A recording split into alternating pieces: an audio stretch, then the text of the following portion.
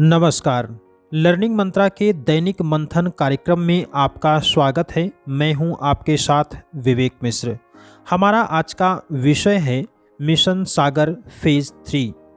Mission सागर के तीसरे चरण यानी फेज 3 के अंतर्गत भारतीय नौसेना का पोत किल्टन बीते 29 दिसंबर को कंबोडिया के सिहानोक विले बंदरगाह पहुंचा।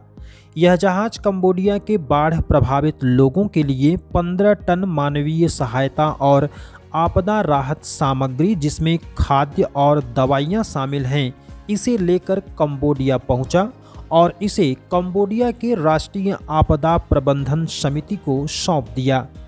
आइए जानते हैं कि क्या है मिशन सागर। मिशन सागर वर्तमान में चल रही कोविड-19 महामारी के दौरान मित्र देशों को भारत की तरफ से मानवता के नाते सहायता और आपदा राहत पहुंचाने का एक मुहिम है। यह मिशन प्रधानमंत्री के सागर क्षेत्र में सभी के लिए सुरक्षा और विकास के दृष्टिगत चलाया जा रहा है। आपको बताते चलें कि सागर का पूरा नाम security and growth for all in the region है। यह मिशन सागर एक भरोसेमंद भागीदार के रूप में भारत की प्रतिबद्धता और स्थिति को दर्शाता है।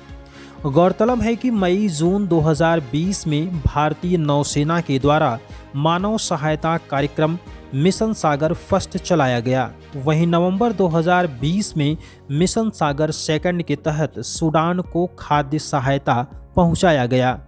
आखिर क्यों जरूरी है मिशन सागर?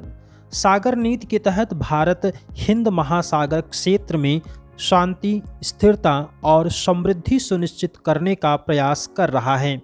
जिसे आसान भाषा में समझें तो भारत भूल सुधार का प्रयास कर रहा है, क्योंकि भारत के दूरगामी समुद्री दृष्टिकोण के अभाव में भारत हिंद महासागर क्षेत्र में रणनीतिक रूप से काफ़ी पिछड़ गया था। इसी की वजह से हिंद महासागर चीन और अमेरिका जैसे देशों के लिए प्रतिस्पर्धा का क्षेत्र बन गया, जिसमें चीन ने स्ट्रिंग ऑफ पर्ल्स नीति के तहत भारत को घेरने की कार्य योजना पर बढ़ते हुए पाकिस्तान के बलूचिस्तान प्रांत में ग्वादर से लेकर श्रीलंका के हम्बनटोटा पोर्ट, मालदीव के मराओ पोर्ट और बांग्लादेश के चटगांव पोर्ट समेत म्यांमार तक अपने समुद्री प्रभाव का विस्तार कर लिया।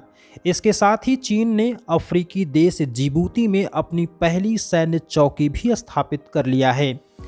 चीन के इसी जवाब में पिछले कुछ वर्षों से समुद्री कूटनीति को प्राथमिकता देते हुए भारत सरकार द्वारा कई नीतियां चलाई गईं, जिसमें मिशन सागर एक महत्वपूर्ण मिशन के रूप में सामने आया।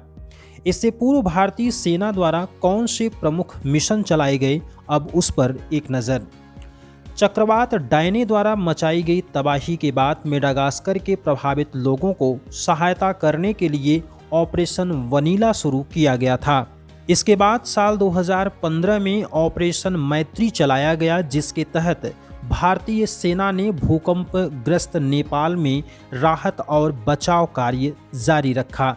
साल 2015 में ही यमन त्रासदी में सऊदी अरब और उसके साथी सेना के हस्तक्षेप के दौरान भारतीय नागरिकों और अन्य देशों के नागरिकों को यमन से बाहर निकालने के लिए ऑपरेशन राहत का शुभारंभ भारतीय सेना द्वारा किया गया था।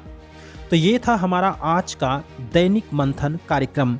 हमारा ये प्रयास आपको कैसा लगा, हमको ज़रूर सूचित करें। वीडियो को लाइक करें, दोस्तों के साथ शेयर करें और चैनल को सब्सक्राइब करना ना भूलें। अब मुझे दीजिए इजाज़त। नमस्कार।